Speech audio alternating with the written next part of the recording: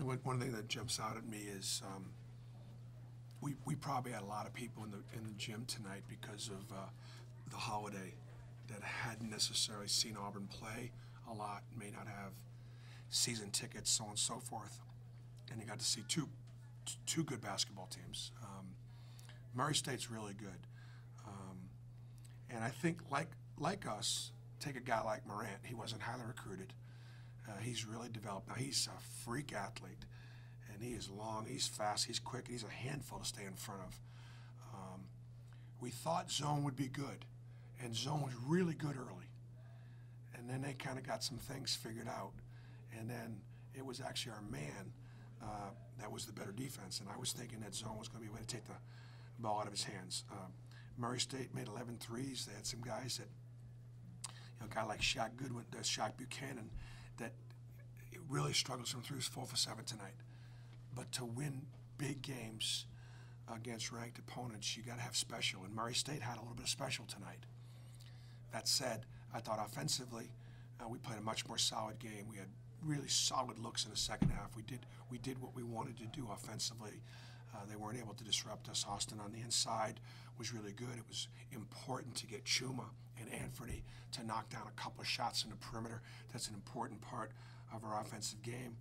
Obviously, getting the ball in Jarrett's hands and letting him make plays. We made some bad decisions late in the game with how we executed with the lead. We'll have to work on that. It's a good problem to have when you have a lead.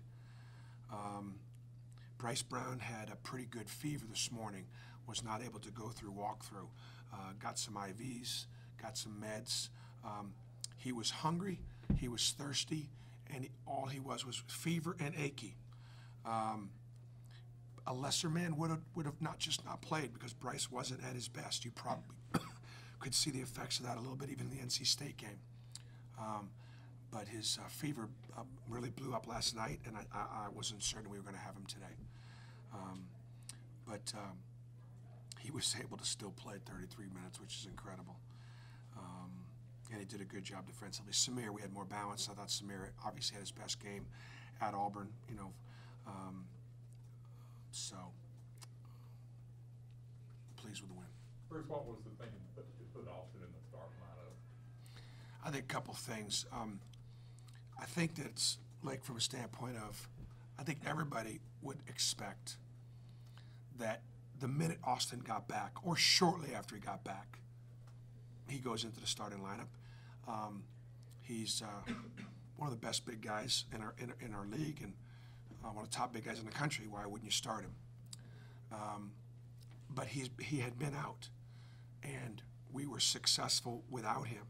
And so whether it be Anthony or Horace, you just don't kick those guys to the curb right away.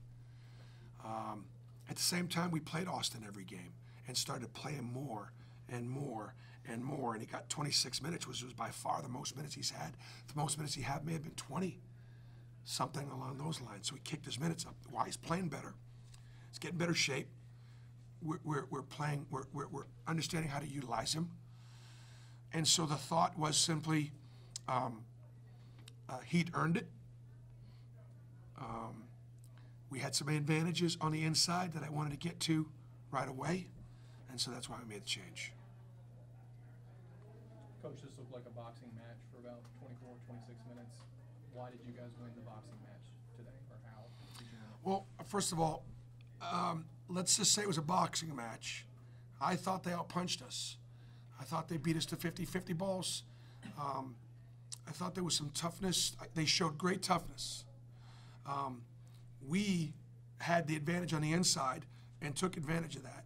They had the advantage with a tremendous individual player in Morant that is unguardable one-on-one. But then what happened was Brown and Buchanan together made 9 threes. And they made them with great percentages. Now, Brown shot the ball well, but Buchanan hasn't. Yeah. So we tried to get Morant to give it up so as to not foul him with mixed results. They're good. That's an NCAA tournament team. That's a win against the field. Coach, you've been coaching for a long time.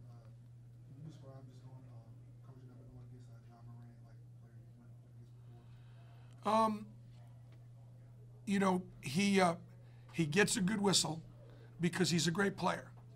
And so in driving downhill and spinning, you know, he does a pretty good job trying to hang on a pivot foot, but he moves around a lot. I think he turns it over. He turned it over 5 times. I think he turned it over more than that. But he's impossible to stay in front of. He's slippery. He's tough. He finishes at the rim. He's explosive. He's got long arms. And he's become an improved three-point shooter. That's one thing he's going to – his three-point shooting and his defense need to improve for him to be a first-round pick. But just what a great kid, too. And I look at Murray State's players again, I think a lot like our players. You know, when I was at Wisconsin-Milwaukee, I recruited kids that I thought could play at Marquette or Madison, but maybe not right away. Tevin Brown's gotten better. Shaq Buchanan's gotten better. Morant's gotten better. I think Murray State and their coaching staff do a great job developing talent. Coach, you've got one more game before heading into conference play. What would you like to see the team develop in the next couple of weeks? Because I truly take it one at a time. We had 3 this week. I haven't looked at North Florida. I've looked at Ole Miss. I do know those 2 teams will play some zone.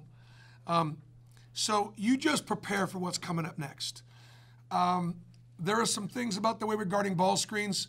I do think there are some adjustments we'll need to make and some personnel decisions that we're going to need to make as we go into the second semester.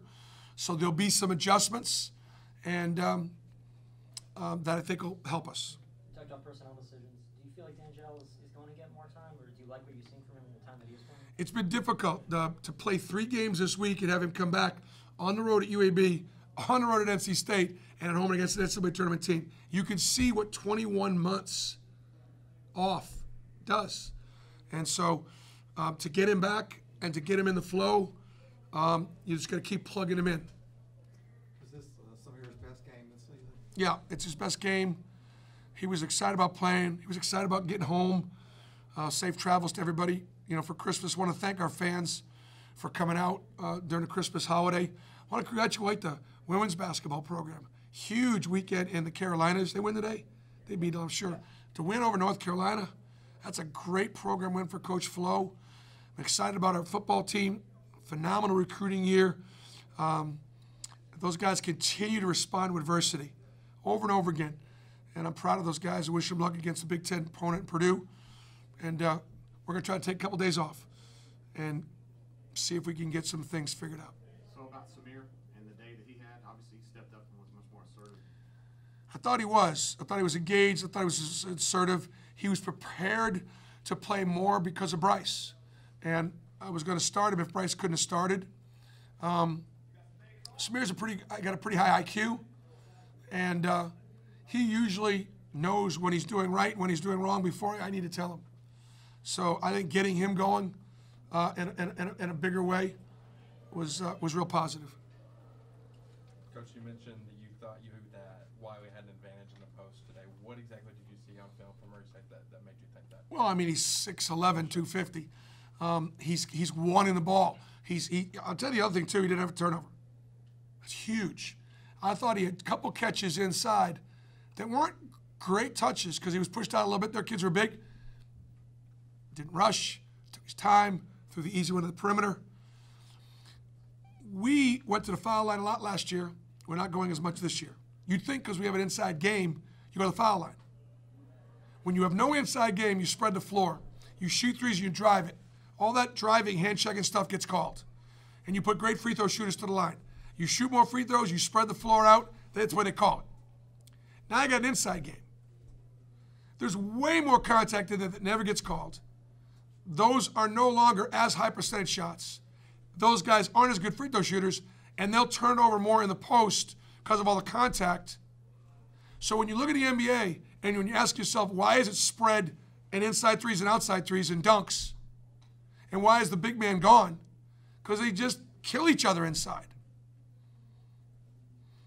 It's hard to get it in. It's hard to finish it. It's hard to do without turning it over. When we had no post game, we shot a ton more free throws. Okay. So that made you